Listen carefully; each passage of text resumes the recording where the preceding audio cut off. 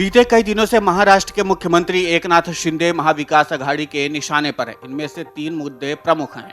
पहला, राज्यपाल के छत्रपति शिवाजी महाराज को दिए गए विवादित बयान के बाद भी सीएम ने कोई भी टिप्पणी नहीं की। इसके अलावा बीजेपी प्रवक्ता सुधांशु त्रिवेदी का भी छत्रपति शिवाजी महाराज को लेकर दिया गया विवादित बयान, साथ ही मुख्यमंत्री का ज्योतिषी से मिलना।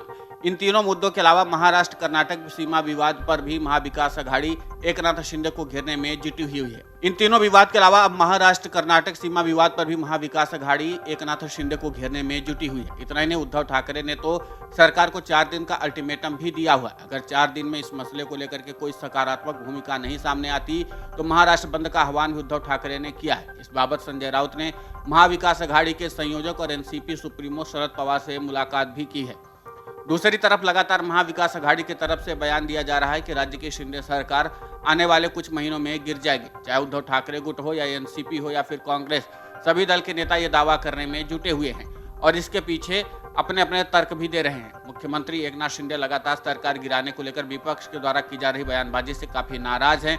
उन्होंने सीधे महाविकास अघाड़ी को चुनौती दी है। एकनाथ शिंदे ने कहा कि अगर हिम्मत है तो हमारी सरकार गिरा कर दिखाओ। विपक्ष ने इस बात पर भी निशाना साधा कि मुख्यमंत्री एकनाथ शिंदे अपनी सरकार गिरने की आशंका से डरे हुए हैं, इसलिए वो ज्योतिषी का सहारा ले रहे हैं। एकनाथ शिंदे की नाराजगी की एक बड़ी वजह यह भी है कि विपक्ष ने यह भी कहा कि मुख्यमंत्री का आत्मविश्वास डगमगा चुका है, इसलिए वो ज्योतिषी और कर्मकांड में ज्यादा दिलचस्पी दिखा रहे हैं।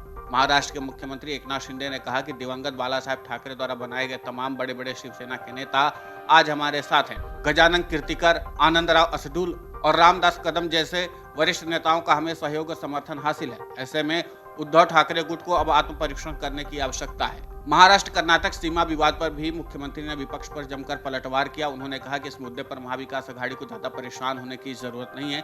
जब तक सत्ता में थे तब तक उन्होंने इस मुद्दे को खत्म करने और राज्य की सीमा पर रह रहे मराठी भाषी लोगों की परेशानी को दूर करने के लिए कुछ नहीं किया। हमारी सरकार इस मुद्दे पर शांत बैठने वाली नहीं है और हम महाराष्ट्र की 1 इंच जमीन भी कर्नाटक में नहीं जाने देंगे। हालांकि जब से संजय राउत जेल से आए हैं, पूरा विपक्ष एकजुटता के साथ राज्य की शिंदे सरकार को घेरने की योजना पर काम कर रहा है और काफी हद तक विपक्ष सरकार को घेरने में भी सफल हुआ, क्योंकि हालिया वक्त में कुछ गलतियां सरकार के तरफ से हुई है, जिसके कारण सरकार को घेरने का मौका उद्धव ठाकरे गुट को मिल गया और विपक्ष के पास संजय राउत जैसा मजबूत नेता जो सरकार को घेरने में कोई कोर कसर नहीं छोड़ता। इसलिए महाराष्ट्र में विपक्ष की स्थिति राउत के आने से मजबूत भी हुई है और यही कारण है कि इन दिनों राज्य की शिंदे सरकार कई मामलों पर बैकफुट पर आ गई है। फिलहाल CM Eknath Shinde damage control करने में लगे हुए हैं, लेकिन विपक्षी एकता इन दिनों शिंदे पर भारी पड़ रही है। वैसे में देखना दिलचस्प होगा कि एकनाथ शिंदे विपक्षी एकता को कैसे रोक पाते हैं और सबसे अहम बात यह होगी कि जिस तरीके से विपक्ष इस तरीके से ऐलान कर रहा है कि वो राज्य की शिंदे सरकार को गिरा देगी और साथ ही इस बात का भी दावा किया जा रहा है कि अगर शिंदे सरकार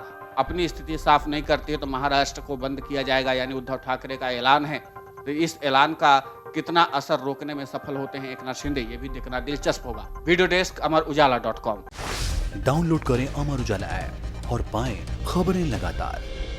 अगर आप ये वीडियो YouTube पर देख रहे हैं तो हमारे चैनल को सब्सक्राइब करें और बेल आइकन को दबाना ना भूलें। अगर आप Facebook पर ये वीडियो देख रहे हैं तो हमारे पेज को लाइक करें।